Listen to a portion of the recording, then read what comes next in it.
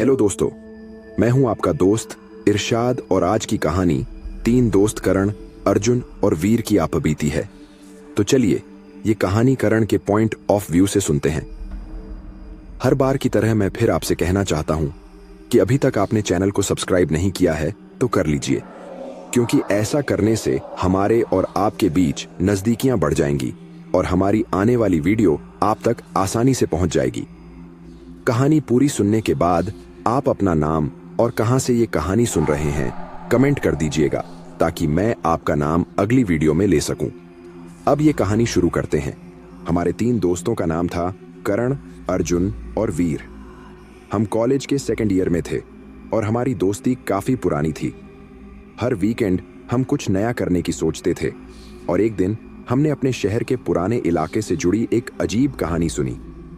शहर के आउटकर्ट्स पर एक गली थी जिसका नाम था भूतनी गली। वहां के लोग कहते थे कि कोई भी जिंदा इंसान उस गली में कदम नहीं रखता और जो वहां गया वह कभी वापस नहीं आया। हम तीनों का दिल था कि हम ये सब सिर्फ अफवाह समझकर चलने की सोच रहे थे, लेकिन जब एक दिन हमारे सामने एक पुरानी मंजिल की बात आई तो हमें लगा कि यह मौका है कुछ नया जानने का। हम तीनों ने तय किया कि हम इस रहस्यमयी गली में जाएंगे और देखेंगे कि क्या सचमुच कुछ अजीब है। रात का समय था और हम तीनों मोटरसाइकिलों पर सवार होकर उस गली की तरफ बढ़ रहे थे। रास्ते में हर चीज सामान्य लग रही थी, लेकिन जैसे जैसे हम उस गली के पास पहुंचने लगे एक अजीब सी खामोशी छाने लगी। आसपास का माहौल जैसे बदल सा गया था। हवा में एक ठंडक थी और आसपास के पेड़ बिल्कुल शांत थे, जैसे कोई आवाज नहीं आ रही हो। हमने सोचा कि शायद यह बस हमारी सोच का असर है, लेकिन जैसे ही हम गली के मुहाने तक पहुंचे हमारे दिलों में एक अजीब सा डर समाने लगा। अर्जुन ने कहा, चलो अंदर चलते हैं, डरने से क्या मिलेगा। वीर थोड़ा घबराया हुआ था, लेकिन उसने भी हामी भर दी। मैं, करण थोड़ा रुक गया, लेकिन फिर दोनों दोस्तों को देखकर मैंने भी अपनी बाइक रोकी और उनके पीछे चलने लगा। गली में दाखिल होते ही हमें एक अजीब सी घबराहट महसूस होने लगी। रास्ते के दोनों ओर बहुत पुराने और टूटे फूटे घर थे, जिनकी खिड़कियां और दरवाजे ढह चुके थे।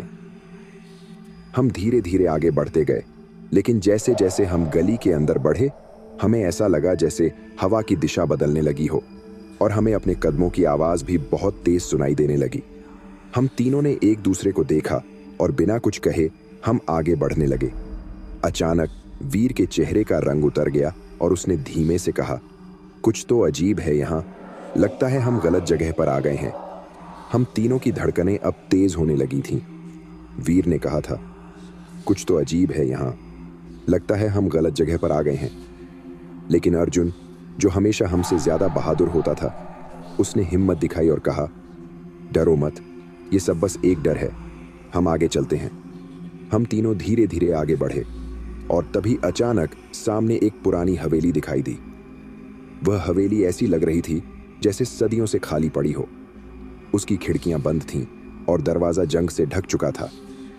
लेकिन अजीब बात यह थी कि हवेली के पास पहुंचते ही एक हल्की सी आवाज आई, जैसे अंदर से किसी ने दरवाजे को खोलने की कोशिश की हो। हम तीनों एक दूसरे को देखकर चुप हो गए। वीर ने एक बार फिर कहा, मुझे लगता है हम यहां से लौट जाएं। लेकिन अर्जुन हमेशा की तरह आगे बढ़ा और हवेली के दरवाजे के पास पहुंच गया। दरवाजे पर एक पुरानी जंजीर लटक रही थी, लेकिन जैसे ही अर्जुन ने दरवाजे को हल्का सा धक्का दिया वह बिना किसी रुकावट के खुल गया। एक ठंडी हवा का झोंका हमारे चेहरे पर आया। हम तीनों को कुछ समझ में नहीं आया, लेकिन डर के बावजूद हम अंदर चले गए।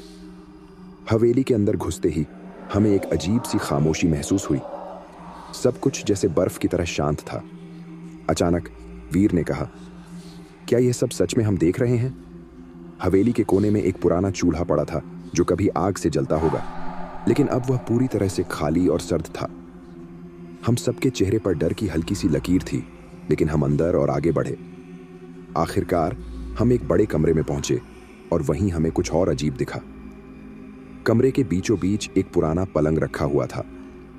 पलंग के ऊपर सफेद चादर पड़ी थी, लेकिन अचानक चादर के नीचे से हल्की सी खंखार की आवाज आई। हम तीनों ने एक दूसरे को देखा। वीर का चेहरा सफेद पड़ चुका था। अर्जुन को भी कुछ समझ में नहीं आ रहा था। मैंने अपने कदम वापस खींचे, लेकिन अर्जुन ने पलंग के पास जाकर चादर को हटा दिया। जैसे ही उसने चादर हटाई, हमारी आंखों के सामने जो दृश्य था वह किसी बुरे सपने से कम नहीं था। पलंग के नीचे एक पुरानी किताब रखी हुई थी और उस किताब के पास एक पुरानी तस्वीर थी। तस्वीर में एक महिला खड़ी थी और उसकी आंखें हमें घूर रही थीं, जैसे वह हमें देख रही हो। हम तीनों के दिलों की धड़कनें रुक सी गईं।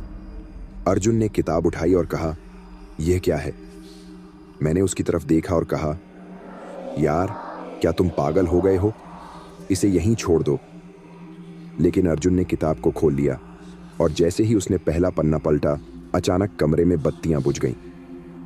अब हमें सिर्फ अंधेरा और एक तेज सी सर्द हवा महसूस हो रही थी। हम तीनों एक दूसरे को देखकर डर के मारे कुछ बोल नहीं पा रहे थे। तभी अचानक कमरे में एक अजीब सी खड़खड़ाहट की आवाज आई, जैसे किसी ने अपने पैरों से जमीन को खरोंच दिया हो। हमने पलट कर देखा और हमें दूर कोने में एक छाया दिखाई दी। वह छाया धीरे धीरे हमारी ओर बढ़ने लगी। मैंने डरी हुई आवाज में कहा, क्या यह सच है? अर्जुन ने किताब को और तेजी से पलटा और जैसे ही उसने अगले पन्ने को पलटा, एक तेज चीख हमारे कानों में गूंजी। हमने पलट कर देखा तो वह छाया अब हमारे बिल्कुल पास थी और उसकी आंखें जलती हुई लाल थीं। हम तीनों ने एक साथ चिल्लाते हुए भागने की कोशिश की, लेकिन उस छाया ने हमें चारों ओर से घेर लिया। हम तीनों के दिलों की धड़कनें अब इतनी तेज हो गई थीं कि जैसे हर धड़कन हमारी मौत की आवाज़ सुन रही थी।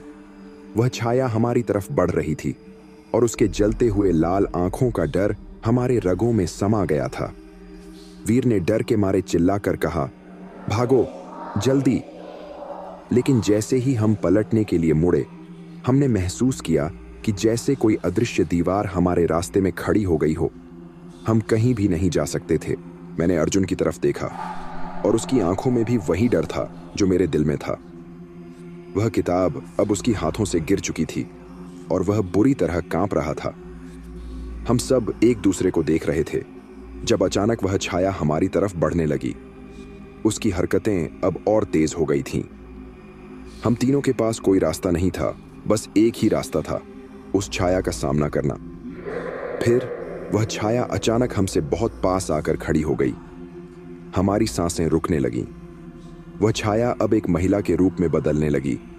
उसकी लंबी सफेद और फटी हुई साड़ी, उसकी उबड़ी हुई त्वचा और उसके चेहरे पर जो गहरी दर्द भरी मुस्कान थी, वह सब देखकर हमें लगा जैसे हम किसी बुरे सपने में फंस गए हों।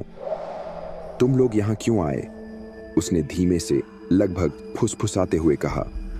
उसकी आवाज में दर्द और घृणा का मिला जुला था। हम तीनों के मुंह से एक भी शब्द नहीं निकल पाया। वीर ने डरते हुए कहा, हम सिर्फ सच जानना चाहते थे। महिला ने हमें देखा और मुस्कान में और डरावनी शिकन डालते हुए बोला, सच? तुम लोग जो जानना चाहते थे वह तुम कभी नहीं जान पाओगे। यह जगह अब तुम्हारी है। अर्जुन ने झिझकते हुए पूछा, तुम कौन हो? महिला की मुस्कान अब और खौफनाक हो गई। मैं वही हूं जो तुमसे पहले इस गली में आया था। मैं वो आत्मा हूं जो यहां फंसी हुई है। उसने अपनी आंखों को हम पर गड़ा दिया। और तुम सब अब मेरी कैद में हो। हम तीनों ने एक दूसरे को देखा। वीर और अर्जुन तो बुरी तरह कांप रहे थे, लेकिन मैं तो बुरी तरह डर के मारे अपनी जगह से हिल भी नहीं पा रहा था। अचानक वह महिला हमारे पास आई और जैसे ही वह हमारे करीब पहुंची, एक अजीब सी ठंडी हवा का झोंका आया और हमें एहसास हुआ कि हम अपनी ही शारीरिक शक्तियों से बाहर हैं। उसकी मौजूदगी ने सब कुछ थाम लिया था। हम किसी तरह से उसे छूने की हिम्मत नहीं कर पा रहे थे। फिर अचानक, जैसे किसी ने हमारी बंद आंखों में कोई साया डाल दिया, हम सभी को एक अजीब सी चीख सुनाई दी। वह चीख हमारी सुनने की क्षमता को छेड़ रही थी। जैसे ही हम आंखें खोले, हमने देखा कि महिला की हंसी अब और तेज हो चुकी थी। उसकी हंसी में अब कुछ और भी था, दर्द और मौत का एहसास। हमने बिना किसी योजना के दौड़ने की कोशिश की, लेकिन हमें फिर से वो अदृश्य दीवार महसूस हुई जो हमें किसी ओर जाने नहीं दे रही थी। उसी समय महिला ने हाथ उठाया और जैसे उंगलियां हवा में लहराईं, अचानक कमरे की दीवारें धीरे धीरे हिलने लगीं। हमारे चारों ओर एक अजीब सी धुंध बनने लगी और हम महसूस करने लगे कि हम एक जाल में फंस गए हैं जिसे तोड़ पाना अब नामुमकिन था। तुम लोग इस दुनिया में वापस नहीं जा सकते, तुम सबका समय आ चुका है। महिला की आवाज अब चारों ओर गूंज रही थी। मैंने जो किया वह तुम लोग नहीं समझ पाओगे, पर अब तुम सब यहां मेरे साथ हमेशा के लिए रहोगे। हमने फिर से दौड़ने की कोशिश की, लेकिन हमारी टांगें जैसे बर्फ की हो गई थीं। हम हिल भी नहीं पा रहे थे। अचानक वीर ने जोर से चीख मारी, हम यहां से निकलना चाहते हैं, हमें जाने दो। लेकिन महिला की हंसी और भी तेज हो गई।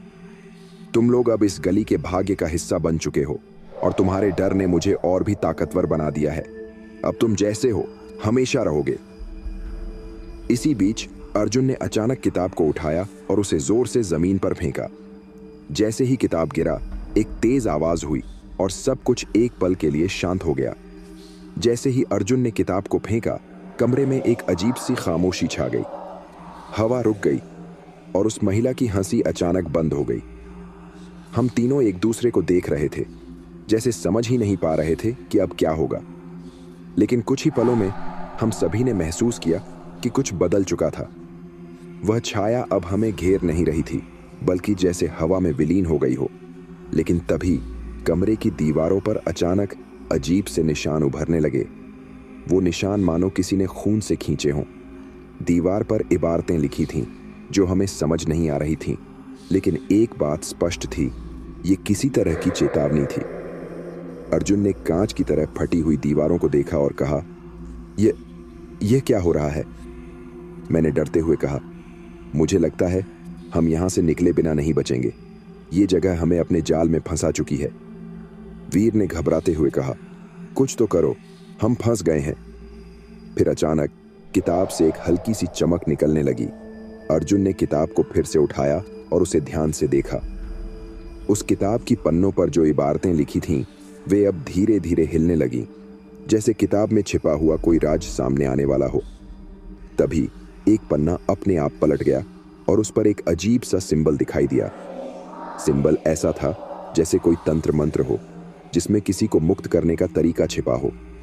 अर्जुन ने कहा, ये तो जैसे किसी तंत्र मंत्र का हिस्सा हो। शायद यह हमें बाहर निकलने का रास्ता दिखा सकता है। हम तीनों ने मिलकर उस सिंबल को ध्यान से देखा और फिर अर्जुन ने पन्ने को धीरे से फाड़ने की कोशिश की। जैसे ही उसने पन्ना फाड़ा, एक तेज आवाज सुनाई दी और कमरे में एक झटके से हलचल मच गई। दीवारों से खून की धारें बहने लगीं और एक असहनीय गंध हवा में फैल गई। हम तीनों चौंक कर पीछे हटे, लेकिन उसी वक्त वो महिला, या कह सकते हैं वह आत्मा, फिर से हमारे सामने आई। इस बार उसका रूप और भी डरावना हो गया था। उसकी आंखें अब पूरी तरह से लाल हो चुकी थीं और उसकी कटी फटी त्वचा अब घास की तरह हिल रही थी। तुम लोग कभी नहीं समझ पाओगे, तुम मेरे जाल में फंसे हो, उसने बुरी तरह से हमसे कहा। उसकी आवाज अब राक्षसी हो चुकी थी, लेकिन उसी पल हमने महसूस किया कि जो सिंबल अर्जुन ने किताब में देखा था, वह अब रोशन हो रहा था। मैंने कहा, शायद हम इसे उल्टा कर सकते हैं, हम उसे हराकर बाहर निकल सकते हैं। अर्जुन और वीर ने सहमते हुए उसकी ओर देखा और फिर हम तीनों ने एक साथ उस सिंबल के चारों कोनों को छू लिया। जैसे ही हमने ऐसा किया, कमरे में एक तेज सी हलचल हुई और वह महिला चीखते हुए हमारी ओर बढ़ी। लेकिन तभी उसकी पूरी शक्ल धुंधली हो गई और एक मजबूत हवामान ने उसे उड़ा दिया। जैसे ही वह महिला गायब हुई, हम तीनों ने राहत की सांस ली, लेकिन हमें पता था कि हम अभी पूरी तरह से सुरक्षित नहीं थे। हवेली की दीवारों में दरारें पड़ने लगीं और हम समझ गए कि अब यह जगह पूरी तरह से टूटने वाली है। हमें भागने का एक मौका मिल चुका था। वीर ने कहा, जल्दी बाहर निकलो। हम तीनों बिना पलटकर देखे तेजी से हवेली के बाहर दौड़े। रास्ते में हर कदम हमें लगता था जैसे कुछ हमारे पीछे है, हमें पकड़ने के लिए दौड़ रहा हो। आखिरकार हम उस खौफनाक गली से बाहर निकलने में सफल हो गए। लेकिन जैसे ही हम बाहर आए, हमें एहसास हुआ कि हवेली के पास अब सब कुछ शांत था। सब कुछ जैसे फिर से सामान्य हो गया था, लेकिन अंदर एक अजीब सी घबराहट थी, जैसे हम अब भी उस जगह के प्रभाव से बाहर नहीं निकले थे। हम तीनों सांस लेते हुए एक दूसरे को देख रहे थे। अचानक हमें ऐसा लगा जैसे कोई हमारी ओर देख रहा हो। हम मुड़े, लेकिन कुछ नहीं था। फिर भी हम जानते थे कि जो कुछ भी हमने उस रात अनुभव किया था वह कभी न कभी फिर से हमें पुकारने आ सकता था। हम तीनों अब हवेली से बाहर थे और थोड़ी राहत महसूस कर रहे थे। हालांकि बाहर का वातावरण अब सामान्य लग रहा था, लेकिन हमारे अंदर एक अजीब सा डर और असहजता बनी हुई थी। जैसे ही हम गली से बाहर आए, वीर ने घबराते हुए कहा, क्या तुम लोग भी यह महसूस कर रहे हो? मुझे लगता है वह जगह हमें छोड़ने नहीं वाली है। अर्जुन ने सिर हिलाया। हाँ, मुझे भी ऐसा ही लग रहा है, जैसे हम अभी भी उस हवेली के साए में हैं। हम तीनों अपनी जगह खड़े थे और अचानक एक तेज हवा का झोंका आया।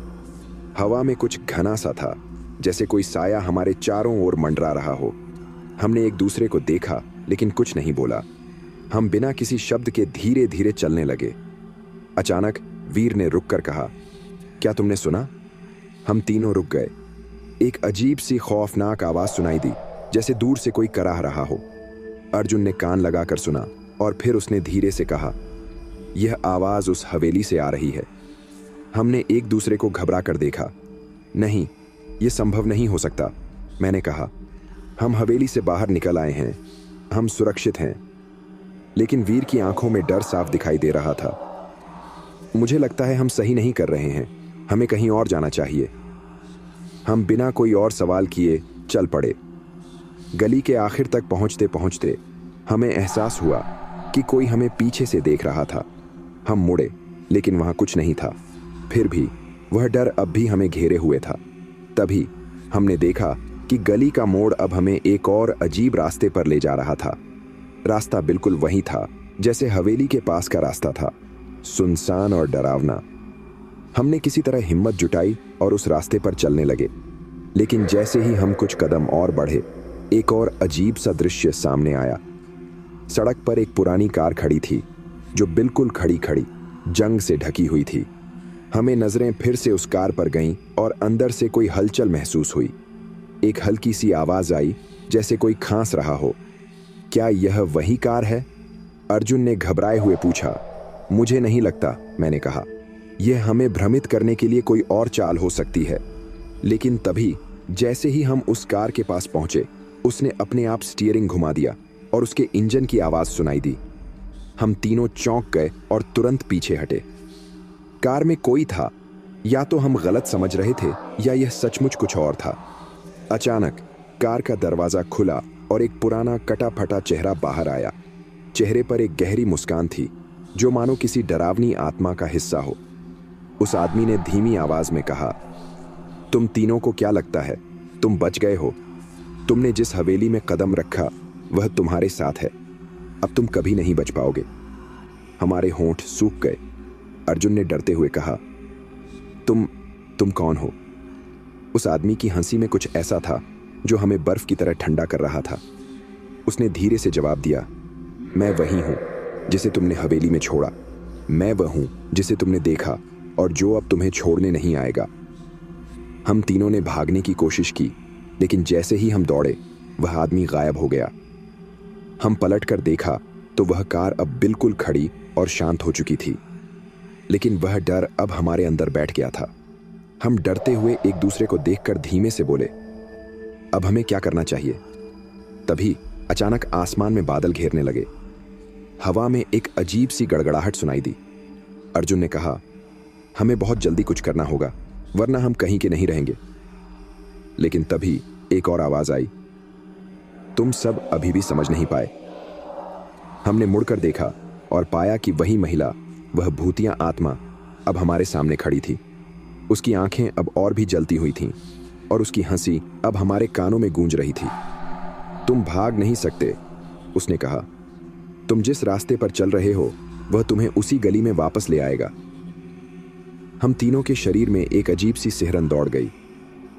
हम समझ नहीं पा रहे थे कि अब क्या करें। वह महिला अब हमारी सबसे बड़ी दुश्मन बन चुकी थी, हमारे सामने खड़ी थी और उसका चेहरा अब और भी विकृत हो चुका था। उसकी आंखें अब न केवल जलती हुई थीं, बल्कि एक अजीब सी चमक भी थी, जैसे उसमें कोई शैतानी ताकत समाई हो। उसकी हंसी अब किसी जंगली जानवर की तरह सुनाई दे रही थी। तुम लोग क्यों इतना भाग रहे हो? उसने हमें घूरते हुए कहा। तुम लोग जिस रास्ते पर हो वह तुम्हारी किस्मत का हिस्सा है। अब तुम मेरे साथ हो। हमारे पास कोई रास्ता नहीं था। हमारी सांसें तेज हो चुकी थीं और डर हमारे शरीर में समा चुका था। वीर ने अचानक कह दिया, अगर हम इसे खत्म करना चाहते हैं तो हमें उस पुराने सिंबल को ढूंढना होगा। अर्जुन ने कंपीते हुए कहा, तुम्हारा क्या मतलब है? वह सिंबल अब हमें कहां मिलेगा? हम यहां फंसे हुए हैं। मैंने कहा, वीर सही कह रहा है। अगर हमें बाहर निकलना है तो हमें वो तरीका ढूंढना होगा जिससे वह महिला हमारी दुनिया से बाहर निकल सके। तभी अचानक हवेली से एक जोरदार आवाज आई, जैसे किसी भारी चीज को गिरा दिया हो। हम तीनों चौंक कर इधर उधर देखने लगे और तभी हमें हवेली की दीवार में एक नई दरार दिखाई दी जो अब और भी चौड़ी हो गई थी। उस दरार से एक गहरा अंधेरा बाहर निकल रहा था और वह अंधेरा हमें अपनी ओर खींच रहा था, जैसे कोई खतरनाक चुंबक हो। यह सब वही है, मैंने कहा। हमें उस दरार को पार करना होगा। वह दरार शायद हमें उस जगह से बाहर निकलने का रास्ता दे सकती है। हमने एक दूसरे को देखा और बिना कुछ कहे उस अंधेरे दरार की ओर बढ़ने लगे। जैसे ही हम पास पहुंचे, एक तेज हवा का झोंका आया और दरार से अजीब सी आवाजें निकलने लगीं। हमें लगा जैसे कोई चिल्ला रहा हो या फिर कोई हमें रोकने की कोशिश कर रहा हो, लेकिन हमने डर को नकारते हुए कदम बढ़ाए। हम तीनों उस दरार में घुसे और जैसे ही हम अंदर पहुंचे, हमने देखा कि यह जगह पूरी तरह से अलग थी। यहां न तो वह हवेली थी और न ही बाहर की गली। यह एक विशाल अंधेरे कमरे जैसा था। कमरे में एक हल्की सी रोशनी थी और उसके बीचों बीच एक बद्दा सा पत्थर रखा हुआ था। हम तीनों उस पत्थर के पास पहुंचे और तभी हमें एहसास हुआ कि वह पत्थर असल में कोई साधारण पत्थर नहीं था। वह उसी सिंबल से ढंका हुआ था जो हमने किताब में देखा था। अर्जुन ने कहा, यह वही है, यही हमें मदद करेगा। हमने एक साथ मिलकर उस पत्थर को छुआ। जैसे ही हमारी उंगलियां उस पर पड़ी, एक जोरदार झटका हुआ और कमरे में अचानक अंधेरा छा गया। हमारी आंखें चिपक सी गईं और हमें महसूस हुआ जैसे हम कहीं और चले गए हों। हमारा शरीर भारी हो गया था, जैसे हम किसी और दुनिया में प्रवेश कर रहे हों। तभी एक तेज आवाज सुनाई दी, तुम लोग क्या कर रहे हो? हम सभी चौंक कर घुमा और देखा वह महिला फिर से हमारे सामने थी, लेकिन इस बार उसकी शक्ल और भी डरावनी हो चुकी थी। उसकी शरीर में लहरें सी फटी हुई थीं, जैसे किसी पुराने सड़े हुए पेड़ की छाल। उसके चेहरे पर अब कोई मुस्कान नहीं थी, बस एक गहरी क्रूरता थी जो हमें अंदर तक सिहरन दे रही थी। तुम्हें लगता है कि तुम मुझे हराने में सफल हो गए हो, उसने हमें चुनौती दी। तुमने सही किया, मुझे गुस्सा दिलाने का रास्ता खोज लिया। अब तुम मेरे जाल से कभी नहीं निकल पाओगे। हमने एक दूसरे को देखा। हमारी हिम्मत अब टूट चुकी थी, लेकिन फिर अर्जुन ने फुसफुसाया, हमें हार नहीं माननी चाहिए। हम कुछ कर सकते हैं। हमें उस पत्थर से निकलने का तरीका खोजना होगा।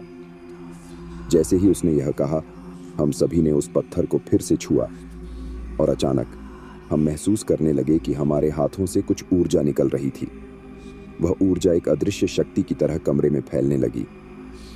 हमें समझ में आ गया कि वह पत्थर किसी पुराने तंत्र का हिस्सा है जो उस महिला को इस दुनिया में बांधे रखता था। हमने अपनी पूरी ताकत लगाई और जैसे ही वह शक्ति मजबूत हुई, महिला चीखते हुए हमारी तरफ बढ़ी। उसकी चीख अब किसी राक्षस की तरह गूंज रही थी और उसने पूरी ताकत से हम पर हमला किया। हम तीनों ने एक साथ उस पत्थर से पूरी ताकत लगाई और तभी पत्थर से एक तेज प्रकाश निकला। महिला की चीख ने एक तेज धमाके में रूप लिया और अचानक सब कुछ शांत हो गया। हम तीनों जमीन पर गिर गए। हमने आंखें खोली तो देखा कि हम अब उसी रास्ते पर खड़े थे जहां हम पहले थे। हवेली और वह अंधेरे दरार गायब हो चुके थे। अब आसपास सब कुछ सामान्य था, लेकिन हमें यह महसूस हुआ कि उस अनुभव ने हमें कहीं से कहीं तक बदल दिया था। हम तीनों जान गए थे कि उस रात के बाद वह जगह और वह महिला कभी हमारी यादों से नहीं निकलेंगे। अब हम सब जानते थे कि किसी भी डर के सामने हिम्मत और विश्वास ही हमें बचा सकता है।